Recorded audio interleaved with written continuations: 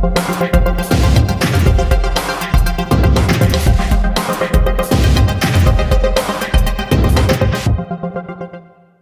n'y a franchement rien de révolutionnaire. Apple a juste rajouté toutes les fonctionnalités qui manquaient un peu à cet iPhone, mais qui sont à l'heure actuelle présentes chez quasiment toutes les autres marques de téléphones, de smartphones. Et c'est surtout la personnalisation qui a été rajoutée sur cet OS. Et franchement rien de révolutionnaire, c'est quand même assez décevant de la part d'Apple qui est connu pour l'innovation technologique.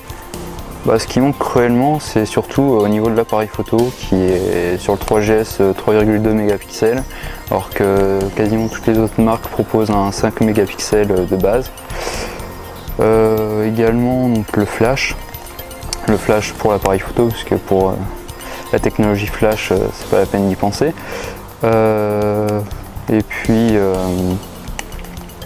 aussi donc forcément une amélioration de la résolution de la caméra.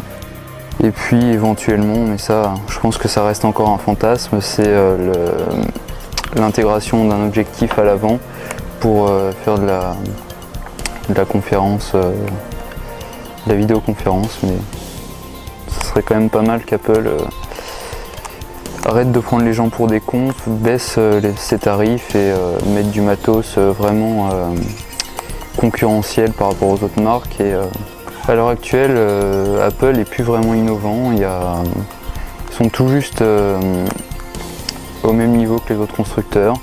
Au niveau des processeurs, c'est typiquement ce qui se fait sur le marché. Il n'y a aucune innovation. On aurait pu attendre du USB 3 sur les nouvelles cartes mères, mais ça c'est pareil, c'est trop tôt. Et puis c'est surtout au niveau des cartes graphiques, je trouve qu'Apple se fout pas mal la gueule du monde avec des cartes graphiques assez bas de gamme quand même. Donc l'adresse du blog c'est geek17.fr.